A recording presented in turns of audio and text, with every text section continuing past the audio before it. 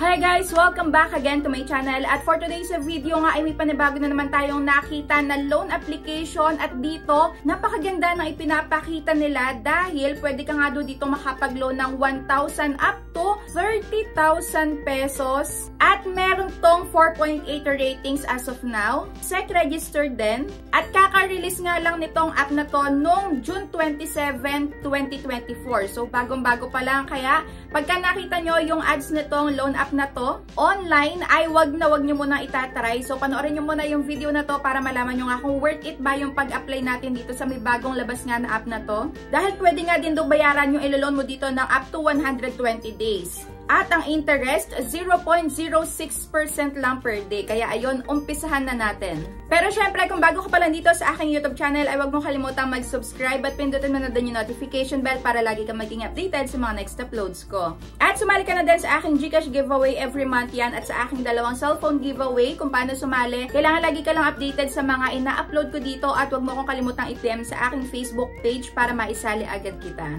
At ito na nga yung loan app na sinasabi ko sa inyo, yung support salary loan na pwedeng ma-download sa may Play Store. Pero disclaimer nga lang, ito ay hindi ko kayo ina-encourage. Nire-review ko lang yung mga bagong labas din na loan app at yung iba ginagawa ko din ng update. Para makita nyo nga kung ano talaga yung amount na makukuha nyo or mare-receive nyo kung buo nga ba or malaki yung kaltas. At lalong-lalo na kung totoo nga ba na hindi 7 days yung mga ino-offer nila. Kaya ayun, nasa sa inyo pa din yung buong desisyon kung magta-try pa rin kayo or hindi. Dahil sinasabi ko nga din, kung ito nga bang loan app na to ay maipopost ka ba online, haharasin ka ba kapag hindi ka nakapagbayad on or before your due date. Kaya ayun, mas okay na pinapanood nyo hanggang dulo, hindi yung makita nyo lang na maganda ino-offer ay install agad kayo. So ayun lang. Going back na nga, ayan, na-install ko na to. At base dito sa may details nga nila, dito ay pwede kang magbayad ng, ayan, hanggang 3 months. Ayan, month 1, month 2, at month 3. So kung totoo to, baka ito na yung makatulong nga sa atin pagka nangailangan tayo ng pera in the future. So ayun, wag muna tayong mag-judge kung ito ay nangaharas. Tingnan muna natin kung talaga nga bang legit or maaasahan.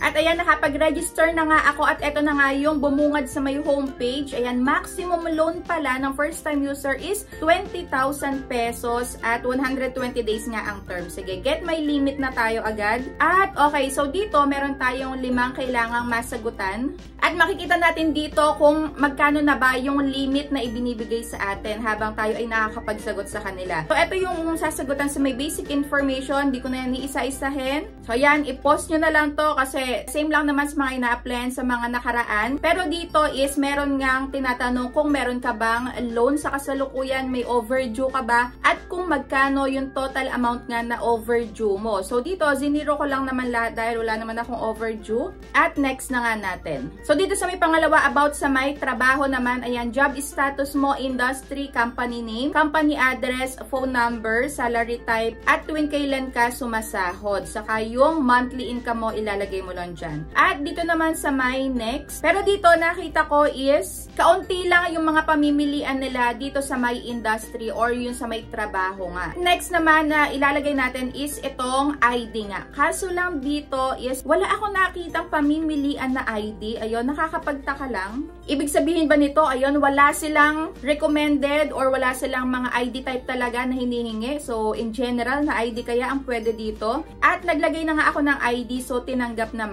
At dito na ako sa my face shot or facial verification na. At dito hindi din sila talaga mabusisi. Basta kahit gumanyan ganyan ka, kung ano-anong post ang post mo dito is okay lang. Basta nakikita yung mukha mo. At ayun na nga. Ang pang-apat naman, di ba, ang bilis lang natin. Dito nakita ko dun sa may details nila, 2 lang yung contact number na hinihingi nila. Kaso lang, nung ako ay maglalagay na sa contact references ay 5 pala yung kailangan. At dito ay itatype mo lahat. So, hindi nag-automatic na pipindutin mo galing sa may phone book mo. Ayun, lagi ko na lang din sinasabi sa inyo kapag kayo ay mangungutang online, kung kayo ay repeat repeat borrower man or kung kayo ay first time user, kailangan kaunti lang yung inilalagay nyo or sinasave nyo sa may phone book nyo para in case man nga na hindi kayo makapagbayad agad-agad ay wala nang mahaharas or makokontakt bukod dun sa may references nga na inilagay mo. Ayun, limit nyo lang sa may 3 o 5 na contact references para mas secured din kayo or mas safe din yung iba nyo pang mga contacts na tayo. Ilalagay nyo lang yung, ayan, last name nyo, first name, middle name na makikita sa inyong ID. Tapos, last part na, ayan, yung transfer method na kung saan natin matatanggap. Dito, pwede yung e-wallet and then bank. So, ayun, kung e-wallet naman ang gusto nyo, itatype nyo lang dito yung GCash and then confirm lang. At, tapos na ako agad sa pag-a-apply. Ayan, congratulations, you have finished all the certifications. So, dito is 90% daw ang approval rate. So,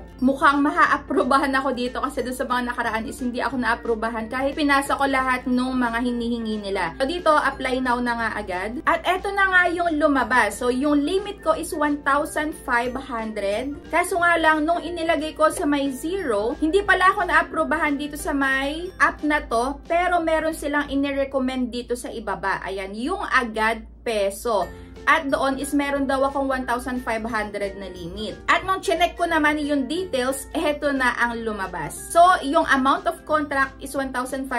Yung loan period is 120 days. So, that is 4 months. At yung marireceive ko lang or matatanggap ko is 930 pesos. Dahil napakalaki nga ng service fee nila na 570. At yung pagbabayad dito is 2 bayaran daw. Pero sa may unang pagbabayad is 1,485 na yung babayaran natin. At nung chinek ko nga kung kailan yung kasunod or kung magkano is 15 pesos na lang yung babayaran. At after, ayan, 3 months pa. So, nakakaloka itong app na to. At chinek ko, hindi dito mabubura yung mga details na inilagay natin. Kaya kung ako sa inyo, ayan, nakita nyo na yung loan details, ipinakita ko na sa inyo. Kung in-accept nyo to is nasa sa inyo na lang din at tanggapin nyo kung ano man yung consequences na mare-receive nyo if ever na malate kayo ng pagbabayad dito. So, ayun, maaaring dito ka na maharas. Pero wala naman ako ditong na-search nga online na may na-post na sila. Pero i-check pa din natin yung kanilang ratings dahil dito, ayan, sa una, magaganda yung nakikita ko dahil ang nakalagay, interest daw ay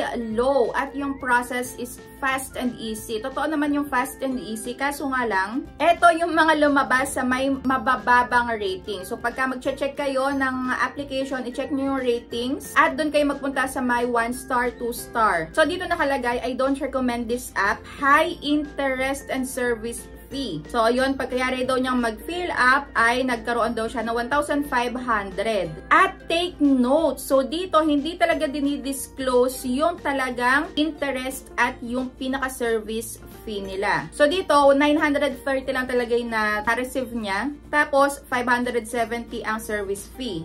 At talagang legit na 7 days lang kailangan bayaran mo na. So, ayun, on the 6th day daw, haharasin na kayo. Kaya kung ako sa inyo, ay huwag na kayo mag-try dito. Pero, sabi ko nga sa inyo, nasa sa inyo pa din kung gusto nyo pa din. Pero talaga kung ako'y tatanungin nyo, huwag na dahil baka lalo lang kayong ma-stress. At may napag-alaman nga ako itong Quick Pondo. So, dati pala siyang si Quick Pondo dahil sabi nung isa dito, Quick Pondo CS is so unprofessional. So, parang ito pala ay nagpalit lang ulit ng pangalan. At ayun, puro negative na nga yung nakikita ko dito. At in short, ayan, hindi worth it ang pag-a-apply dito. Kaya kung ako sa inyo, ayan, marami pa namang legit na mauutangan yung walang harassment. So, ayun, lagi kayong manonood ng mga ganitong Ola review or i-check nyo yung ratings bago kayo mag-try. So, kung meron pa kayong gustong, ayan, ipa-review na loan app, is i-comment nyo na lang dyan sa comment section at re-reviewin ko yan para sa inyo.